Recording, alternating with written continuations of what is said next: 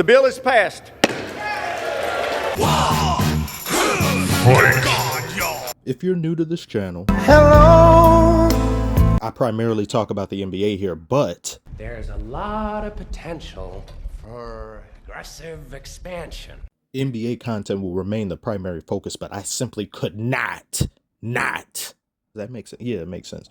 Talk about this infinity war going on in my favorite genre. And now that Kendrick finally released his disc, we can have a proper discussion about the entire circumference of this beef. And before we begin, I just want to say, regardless of where your loyalties lie, appreciate what you are bearing witness to, as there is a high possibility it will not be here for the next generation of rappers that's coming in, because people don't care about rapping no more. People nowadays would rather attack with captions and ratios on Twitter, so enjoy this. It won't be around much longer. I'm an avid listener of both Kendrick and Drake. I have multiple playlists that span an entire century of music. In my Ultimate Everything playlist, I have a section where it goes from Bob Dylan to Yeat to Lady Gaga, all in a span of under 6 minutes. I'm different. Now that we've established my resume, let's establish Drake's. In this beef so far, I must commend him for clutching a jumping. With the sheer amount of talent going at him, I felt his best play was a Tupac hit 'em up scenario just on one song where he addresses everybody, and he did that. I believe he met expectations and then some as it pertains to Drake,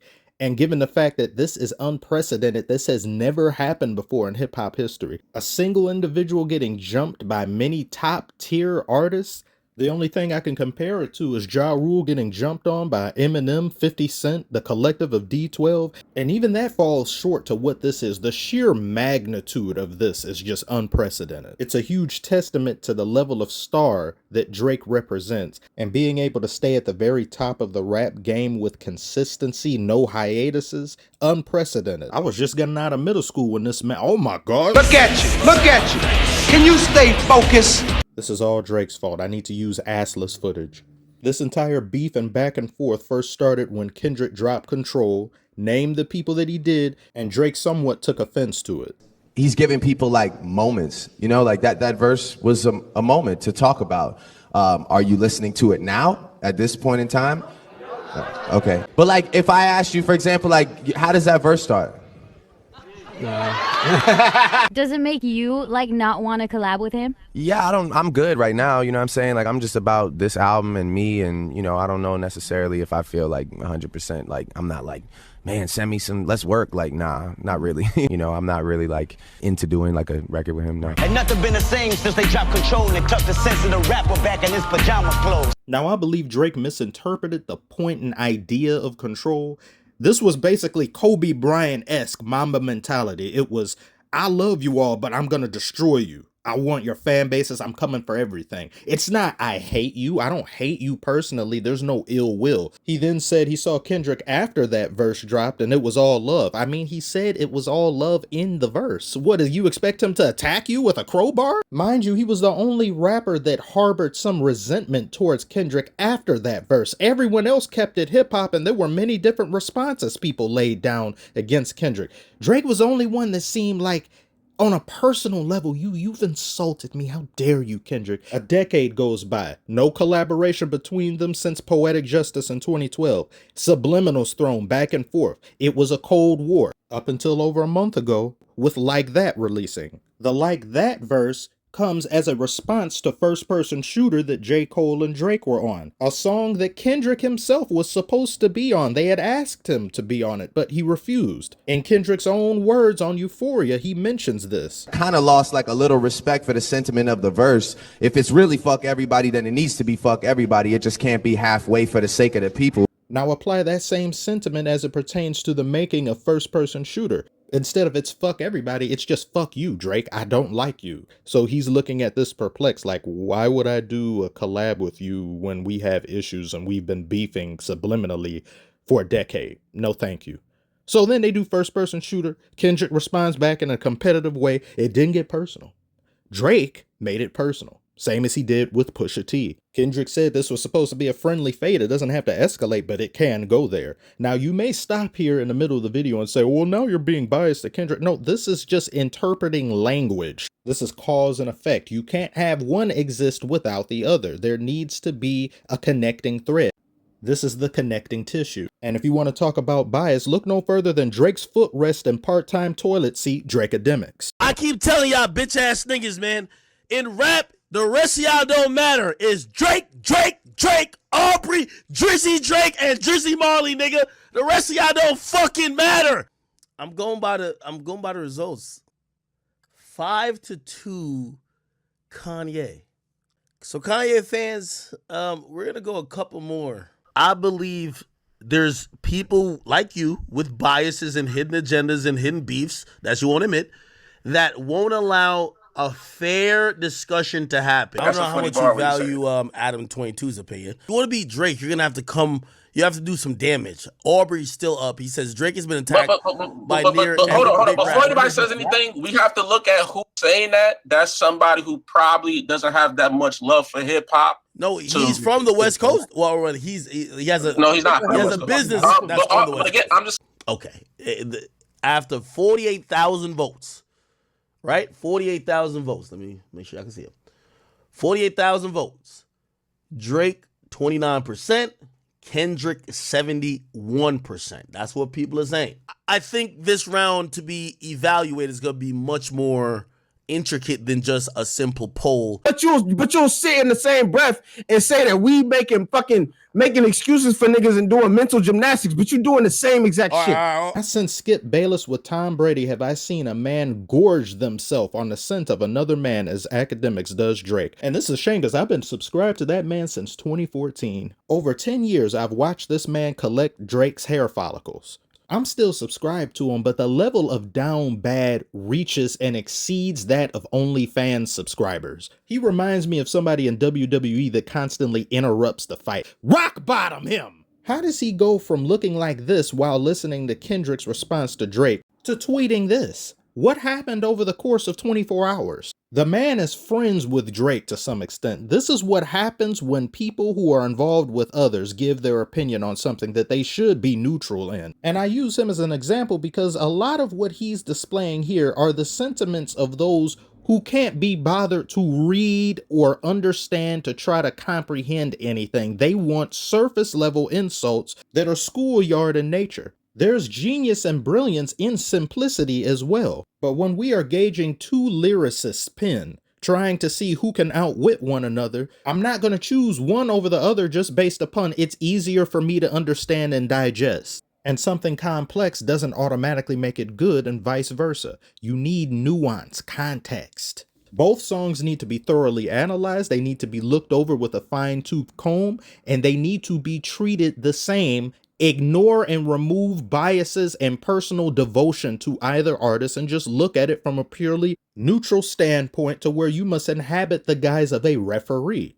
There are many reasons as to why there's such a fallout of objectivity that goes on when looking at these beefs. One of which, people don't give a damn about lyrics anymore. They want something they can look at once, understand it, comprehend it, and then quote it on Twitter. That's all they want to do. And second, neither diss had really any new information that could potentially be a nuke. I think everyone is high off of Pusha T's diss. This picture still creeps me out, by the way. Imagine just turning down an alleyway and you see someone doing this. Wait, let me get this off the screen. I can't. From the beginning to end of that, you left with, Drake has a son? I didn't know that. He's not claiming his son? Why is Drake in blackface? I don't believe there's going to be a nuke of that level in this exchange between Kendrick and Drake. Any and all allegations of Drake being with underage girls or close to underage, they're not going to stick or matter unless there's factual evidence. Allegations aren't going to do anything. And bringing up Kendrick's wife's skin pigmentation has nothing to do with the battle between these two men. A lot of Kendrick's diss focused on the upbringing of Drake, the insecurities of Drake, and his often what many have called Carmelian persona. Drake's second diss towards Kendrick, tailor-made freestyle, in my opinion, if we are going for maximum levels of disrespect, you inhabiting the voice of that man's idol, who he named To Pimp a Butterfly afterward, that was disrespectful as hell. That was just downright dirty. However, you got the song removed by Tupac's estate. But I understand the tactics that are being used here. However, this beef started off as one that was mostly competitive in nature, Drake has brought it down into the mud with the pigs. Does every beef have to be that way? I don't believe so in hip hop. If you do make it that way, I do think that's somewhat of a weakness on one MC's part. If you have to go and say, your wife sleeps with bodyguards, you are short and your feet are small. By Drake's next diss, an academic saying it'll be like 7 to 10 days from now, most likely, Kendrick's feet will probably become even smaller. As a connoisseur of the genre, I appreciate it when somebody can insult someone in a very creative way. When Drake said to Kendrick, in order to tell you this, I had to hike down, just talking about Kendrick's stature, but he's doing it in a way that was funny. That was witty and that was funny. But calling him pipsqueak and midget didn't do anything for me. Him flipping what Kendrick said about Prince and Michael Jackson. He said Prince outlived Mike Jack, and then Drake says, what's a prince to a king? That's a son, nigga. That beautiful. That was great. But those other tidbits don't prove to me that you are the better MC. But nowadays, like I said, nobody cares about that. There's no such thing as destroying one's career anymore. It's all about who has the hottest music. And if your music is hotter than another person you're beefing with who is a better rapper, people are just going to say, well, you won the beef. Unless the diss is so scathing, it's just non-negotiable. It's over. Drake bringing up Kendrick having to have a verse for Taylor Swift and Maroon 5, another great thing, because that was absolutely disgusting to me. I would have never thought in 2013 or 14, Kendrick would be over here having a verse on a Taylor Swift song. I cannot stand Taylor Swift. Y'all already know that. And Maroon 5, like, what are we doing? Especially given the fact that when they play hip hop songs on the radio, they take the rap verse off when it's coupled with a pop singer. I bet you most of Taylor Swift's fans didn't even know he was on Bad Blood. To me, it just wasn't a good look. Drake, hats off to you for bringing that up, because that disgusts me to this day. If you want to argue on Kendrick's behalf and say, yeah, but it was about money, it's about status, it's like, okay, pick a better person to collaborate with that isn't jarringly against what it is you represent as an artist, or at least do a proper collaboration that isn't just rapper does rap section, then pop singer does pop section. Those collaborative efforts to me aren't even collaborative efforts. It's just, here's my work, here's yours, turn it into the teacher. It's lazy to me. I also didn't like how people were getting on Drake for 2-3 weeks of unresponses. He was on tour, and I understand it must be difficult to make a song or craft it while you're on tour and you've got this busy scheduling thing. But when Kendrick wasn't responding, it wasn't really met with the same energy. People were like, Kendrick can respond whenever he wants to. He's playing chess, not checkers. But when it was Drake, day number 3 with Drake. Drake is scared. Drake is basically what academics was doing to Kendrick, they were doing to Drake.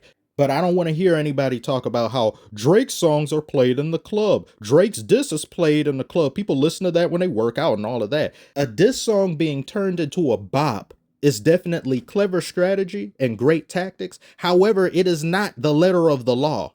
Pusha T won the beef against Drake, yet nobody's bumping Story of Adidon in the club. There are far too many goalposts being shifted for both artists. There's a lot of double standards and hypocrisies going on.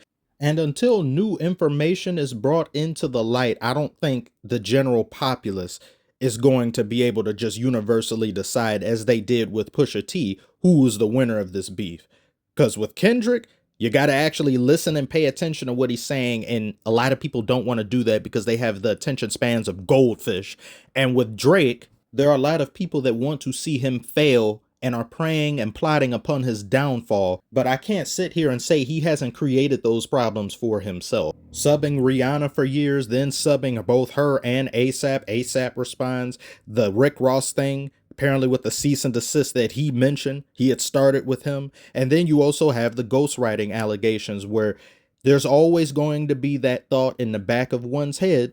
Did Drake write this? Did he? Did he not? I don't know. There are numerous reference tracks out there available for you all to listen that shows that Drake does not write all of his verses and raps and discography. But Drake has written for other people. That doesn't mean that you can't ever have people writing for you. And I also don't like how people will look at songs and say, well, yeah, Kendrick has people write for him, but if you are in the studio with an artist who is making something and you say, hey, I think you should add a bing, bing right there, that would be cool. You are a writer.